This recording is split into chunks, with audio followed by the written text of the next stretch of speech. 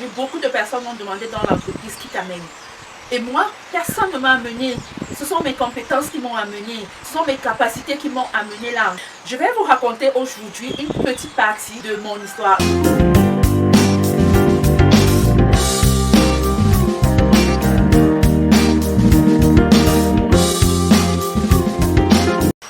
Bonjour tout le monde, bienvenue sur ma chaîne. J'espère que vous allez bien. Pour ceux qui ne me connaissent pas encore, moi je suis Elizenga de la chaîne Astuces et Conseils au quotidien. Je suis entrepreneur, je suis investisseur, je suis ingénieur des affaires. Sur cette chaîne, on parle de business, on parle d'entrepreneuriat, on parle d'investissement, on parle de finance, on parle de développement personnel, on parle de création et de gestion d'entreprise. En gros, on parle de tout ce qui vous permettrait d'atteindre votre indépendance financière. J'ai été abordée par deux petits frères, comme on dit généralement au quartier, qui m'ont abordé et qui m'ont posé le problème de la vie difficile. L'un a une licence professionnelle en bâtiment et l'autre a une licence en droit. Ils se plaignaient que la vie est difficile, que le dehors est dur et tout ce que ça peut comporter. Je leur ai donc demandé ce qu'ils font après leur licence. Quelles sont les activités qu'ils ont entreprises après l'obtention de leur licence. Mais la réponse va vous choquer, hein? La réponse va vous choquer. Vous ne vous attendez pas à la réponse que les deux m'ont donnée. L'un m'a dit qu'il est rentré dans son village faire la moto, devenir moto-taximène. Et l'autre m'a dit qu'il vend du pain spaghetti dans le pouce au marché. Waouh! Amusant, n'est-ce pas? Je suis de ceux qui encouragent les jeunes à faire des activités, à entreprendre. Mais quand même, quand on a un background, quand on a des dispositions à avoir mieux dans la vie, il faut quand même d'abord essayer. Quand même, tu obtiens une licence en bâtiment et tu vas faire la moto comment? Tu obtiens une licence en droit et tu vas vendre le pain chargé comment? Je sais que c'est dur, personne n'a dit que c'est facile. Tout le monde sait que les conditions de vie sont difficiles. Tout le monde sait que trouver un emploi, c'est difficile. Mais est-ce que tu as osé? Là réside la clé. Est-ce que tu as essayé de trouver mieux que ça? Dès que j'ai fini de les écouter, je leur ai donc demandé que, mais est-ce que vous-même vous trouvez que c'est normal que vous entrepreniez des activités pareilles, ayant une licence professionnelle et une licence en droit? Les deux jeunes m'ont dit que la vie est difficile. Il faut avoir des relations pour avoir un boulot. Il faut avoir des connexions. Ton père doit être quelque chose pour que tu trouves un bon boulot. Je vais vous raconter aujourd'hui une petite partie de mon histoire, une petite partie de mon expérience professionnelle. En fait, si tu n'oses pas, si tu ne vas pas vers le travail, vers l'entreprise, personne ne viendra te proposer le job à la maison. Encore que même si l'entreprise recrute les meilleurs, tant que tu n'as pas postulé, l'entreprise ne te recrutera pas. Si tu n'as pas déposé ta candidature, même si tu es le meilleur de tous, personne ne va te recruter. Donc tu dois aller vers l'entreprise, tu dois chercher les offres d'emploi, tu dois chercher les possibilités pour que l'entreprise puisse te recruter. C'est un peu l'exemple des concours de beauté. Lors des concours de beauté, les personnes qui ne se sont pas présentées disent toujours, voilà, il y a plus belle que ça. Vraiment, pour une Miss, elle n'est pas fameuse, on peut trouver mieux que ça. Oui, on peut trouver mieux que ça. Oui, il y a toujours plus belle, beaucoup plus belle que les Miss. Mais, est-ce que ces plus belles se sont présentées au concours? Non. Le concours détermine la plus belle en fonction de celles qui ont déposé leur candidature, en fonction des candidates. Le concours ne tient pas compte de ceux qui sont à la maison. Le concours ne tient pas compte des filles qui sont belles, mais qui sont couchées dans leur lit. Il faut s'être présenté au préalable pour être nommée reine de la beauté. C'est pareil, vous n'osez pas. Vivez vos expériences. Ton expérience n'est pas celle de l'autre. On a les destins différents. Ton aura n'est pas mon aura. Ton destin n'est pas mon destin. Tes chances que tu as dans la vie ne sont pas les mêmes chances que j'ai. Donc ne vivez pas l'expérience des autres. Cessez de vivre les vies des gens. C'est pas parce que tel a eu une maîtrise, un master et n'a pas trouvé le boulot que ce sera le cas pour toi. Non. Tu dois oser, tu dois essayer, tu dois chercher avant de dire oui, ça m'a dépassé, j'abandonne. Tu dois d'abord essayer. Voilà donc pour la petite histoire.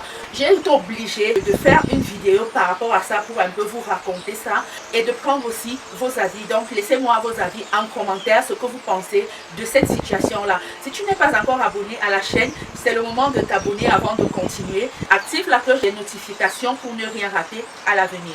Donc voilà. Je vais vous raconter donc ma petite histoire. Je venais d'obtenir la maîtrise en sciences économiques option technique quantitative à l'université de Yaoundé 2 à Soin, au Cameroun. Pour ceux qui ne sont pas camerounais, je précise au Cameroun. Je me demandais ce que je ferais après mes études. C'est vrai que j'avais l'intention de postuler afin d'écrire une thèse de doctorat, mais d'abord, après la maîtrise, j'étais en train de réfléchir qu'est-ce que je devais faire. Et à l'époque, je ne voulais pas voyager, je ne voulais pas aller à l'étranger, je voulais rester au Cameroun. Donc l'hypothèse du voyage n'effleurait pas mes idées. Je me demandais donc ce que je pourrais faire après. Voilà un ami qui me dit, pourquoi tu ne déposes pas les demandes de stage? Et bien évidemment, comme tous les jeunes, j'ai d'abord dit, que qui va me donner le stage? Moi, mon père n'est pas un de ces grands types avec de grandes relations et tout. Tu crois que je vais faire le stage dans quelle entreprise qui pourrait me donner une place de stagiaire? Il m'a dit, dépose d'abord. Et j'avais des frères qui m'encourageaient toujours. Chaque fois que j'entreprenais quelque chose, ils me soutenaient, ils m'encourageaient. Mes grands frères m'ont dit, mais pourquoi pas, tu ne perds rien à déposer ta demande. C'est ce que j'ai fait. J'ai écrit ma demande à la main. J'ai mis ce que j'avais à mettre. Une grande société de la place, pas des moindres au Cameroun. J'ai écrit ma demande. Je suis allée déposer à l'entreprise. Vraiment, je ne pouvais même pas imaginer qu'on me rappellera. Je ne pouvais pas imaginer que l'entreprise allait même me répondre. À ma grande surprise, 2 semaines après, je reçois un courrier à la poste où on m'annonce que j'ai été retenue en tant que stagiaire pour 3 mois. Waouh! Incroyable! Je n'arrivais pas à croire. Je n'arrivais pas du tout à croire. Qu'est-ce que j'ai fait? Je me suis présentée à l'entreprise, j'ai entrepris les démarches qui étaient à entreprendre et j'ai commencé mon stage. Mon stage était prévu pour 3 mois. Au bout de 2 mois, j'ai été retenue comme temporaire, comme ça. Et pour la petite histoire, mon supérieur hiérarchique, il m'avait remis à moi-même la note qui me proposait temporaire. On avait besoin de 4 temporaires. Il y avait tellement de candidatures. Et le chef m'a remis une chemise pour que je la dépose au bureau du directeur. Et moi, j'ai porté tout bêtement. Je ne savais même pas ce qui se trouvait à l'intérieur de l'enveloppe. J'ai marché avec l'enveloppe. Au niveau des escaliers, en route, je croise un collègue qui était un employé de la boîte, puisque moi, j'étais juste une stagiaire. Je le croise, il me dit, qu'est-ce que tu tiens là? Je lui dis, je ne sais pas. Il me dit, donne-moi. Et je lui donne. Je vous rappelle que j'avais à peine 22 ans. Je lui donne la chemise. Il ouvre la chemise, il découvre le contenu et il fait ça. Il me demande, quoi? Je dis, j'étais même effrayée à la limite. Il me demande, il me dit, quoi? Je dis, je fais ça. Je dis, je sais pas. Il me dit, mais vous les petites filles d'aujourd'hui, vous avez le gros cœur, hein? Qui t'a donné le gros cœur comme ça là? J'étais tellement étonnée, je ne savais même pas ce qu'il me reprochait et il me dit, mais qu'est-ce que tu crois? Tu crois que quelqu'un peut te recruter temporaire dans cette entreprise? Il y a des personnes qui attendent, il y a des personnes bien plus âgées que toi, des pères de famille qui veulent cette place et toi, à peine arrivé, tu n'as même pas fait 2 mois ici là, ton nom figure déjà parmi les candidats pour être temporaire. Je vous assure que je ne comprenais que dalle. Je ne comprenais absolument rien de ce qui était en train de se passer. Donc dès qu'il a fini de bavarder, je lui ai tendu la main, je lui ai dit, est-ce que je peux avoir le courrier? Il m'a remis le courrier et je suis partie remettre le courrier. Quelque temps après, on m'annonce une fois de plus que j'ai été retenue comme temporaire et je me suis mise à travailler. Et on a commencé à me payer de l'argent chaque fin du mois. Franchement, ça ne s'est peut-être pas terminé comme moi j'aurais voulu parce que j'aurais aimé être recrutée définitivement dans la boîte. Mais à 22 ans, ce que je gagnais me satisfaisait énormément. J'étais aux anges. Et on avait aussi les séances de travail du week-end qui nous donnaient aussi des per diem. Donc voilà, j'aurais aimé travailler là-bas de façon définitive, mais je n'ai pas été recrutée définitivement. Mais l'expérience que j'ai eue là-bas, je vous assure, jusqu'à aujourd'hui, beaucoup de personnes m'ont demandé dans l'entreprise qui t'amène. Et moi, personne ne m'a amené. Ce sont mes compétences qui m'ont amené. Ce sont mes capacités qui m'ont amené là. Parfois, juste vos compétences peuvent changer la situation. Je ne connaissais personne. Beaucoup de gens m'ont agressé plusieurs fois pour que je leur dise qui m'avait amené, mais personne ne m'avait amené. Et dans cette entreprise, j'ai fait mes premiers pas dans le monde professionnel. J'en ai tellement profité. Et vous ne savez pas, les personnes qu'on rencontre, parfois même le salaire qu'on vous paye, n'est pas grand-chose par rapport aux relations que vous vous faites. Je me suis fait des relations. J'ai travaillé dans un service qui ne cadrait pas vraiment avec mon domaine d'études, mais je me suis adaptée, j'étais performante et du coup, je formais même déjà les autres stagiaires. J'avais un budget qui m'était confié pour payer certains employés chaque fin du mois. Franchement, ça m'a donné beaucoup d'expérience, ça m'a donné beaucoup de maturité professionnelle. Quand je partais de là, j'étais sûre de moi. Je savais où j'allais, je savais ce que je voulais faire de ma vie. Je connaissais la suite quoi. Là-bas, j'ai vraiment approfondi mes connaissances en informatique, mes connaissances pratiques en informatique.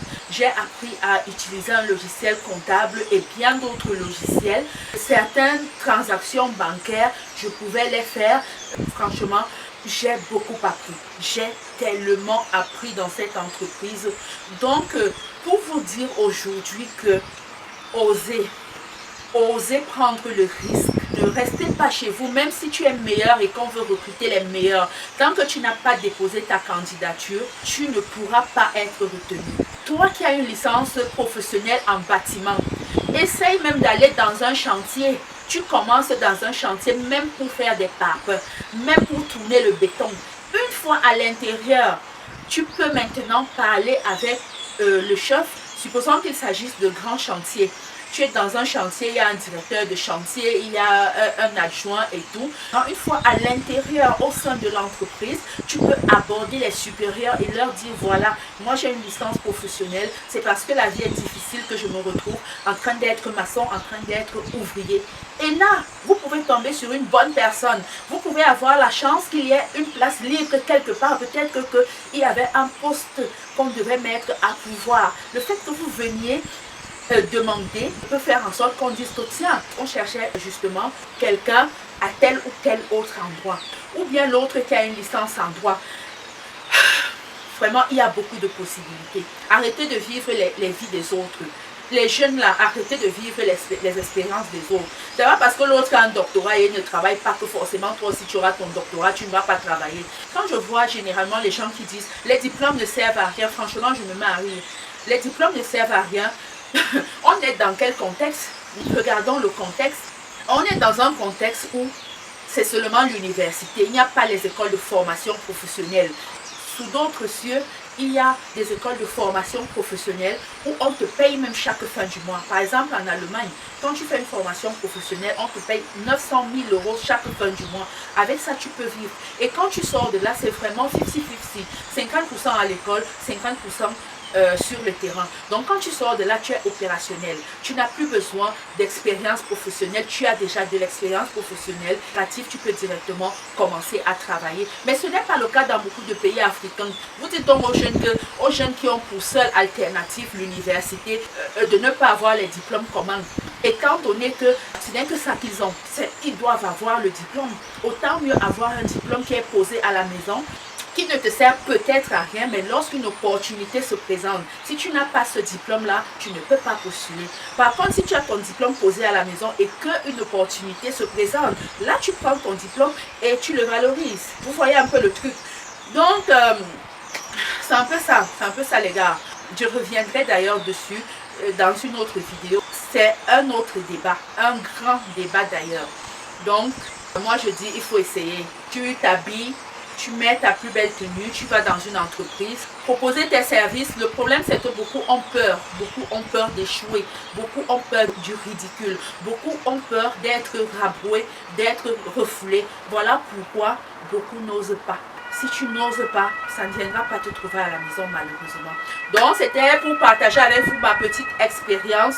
N'ayez pas peur d'oser, n'ayez pas peur de prendre des risques. On dit d'ailleurs que qui ne risque rien n'a rien. Donc prenez le risque, osez, n'ayez pas peur. Voilà ce que j'avais à dire. Si tu n'es pas encore abonné comme d'habitude, fais-le maintenant. Surtout, active la cloche des notifications pour ne rien rater à l'avenir. Je vous fais plein de bisous. Bye bye.